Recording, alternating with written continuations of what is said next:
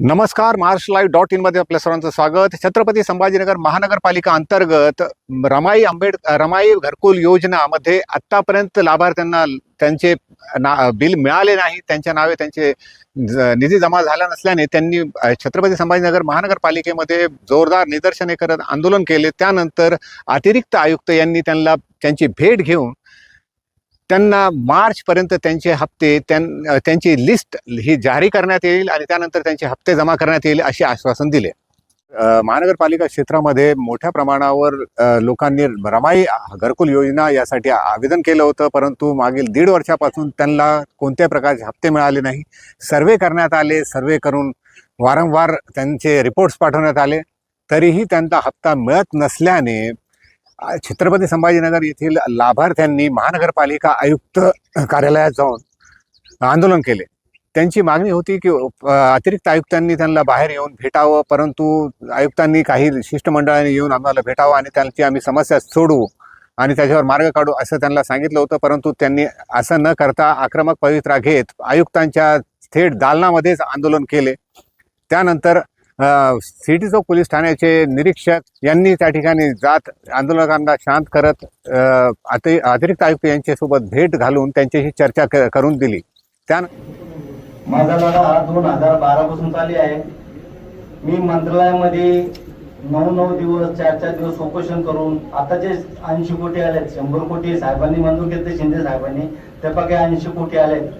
सध्या आपल्याकडे निधी उपलब्ध असताना यापूर्वी मी माननीय आयुक्त साहेबांना एक निवेदन दिलं, त्याच्यानंतर अतिरिक्त मॅडम तुम्हाला सुद्धा एक निवेदन दिलं आणि त्यात मी तीच मागणी केली की 2 वर्षापासून जे यांनी घर बांधलेले अर्धवट आहेत, ज्यांना बिल मिळालेले नाहीत, ते स्वतःचे किरायामध्ये रूम घेऊन राहतात.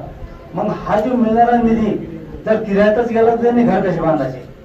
म्हणून माझी मनपा शासनाला हा जोडून विनंती आहे की आपला जो याच्या अगोदर मॅडम मी तुम्हाला काही नाव दिले होते, 15-20 नाव आहे, म्हणजे त्रस्त घरकुल लाभार्थी त्यांना बिल एकही मिळालं नाही.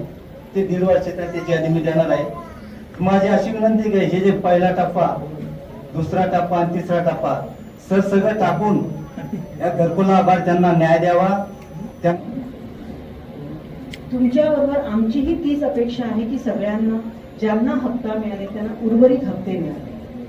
तुमच्यासारखीच आमचीही दाट इच्छा आहे की 14 एप्रिलला तुम्ही लोक तुमच्या घरात जा. आमची इच्छा आहे. आता दुर्दैवाने तुमचा 2रा-3रा हप्ता राहिलेला आहे, म्हणून आता आपण ठीक आहे. आता दादा म्हणाले की तुम्ही हे आता सुरू केलं ठीक आहे. सो 2रा-3रा हप्ता तुम्हाला मिळेल ह्याची आम्ही व्यवस्था करणारच आहोत. तुम्ही फक्त आता इथली जी लोक आलेली आहेत त्यांनी कृपा करून इथे नावं लिहा, तुमच्या एरियाचं नाव लिहा आणि मोबाईल नंबर लिहा. आणि तुम्हाला माहिती असेल की माझा 2रा नाही मिळाला, 3रा नाही की पहिला हप्ता नाही, जे काय असेल तिथे लिहून नका. ठीक आहे, हे एवढं एक झालं. त्यानंतर आता तुमच्या प्रत्येकाची अशी इच्छा आहे की योग्य लाभार्थ्याला मिळालं पाहिजे. बरोबर आहे? ह्याच्या बोगस नको.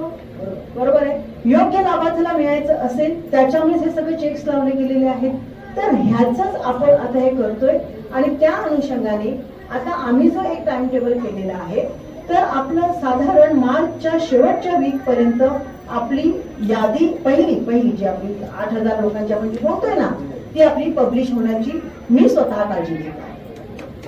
तोपर्यंत मला बाकीचे चेक्स आहेत ते थोडेसे लावावे लागतील, कारण तुमची कळकळ काय होती? योग्य लाभार्थी.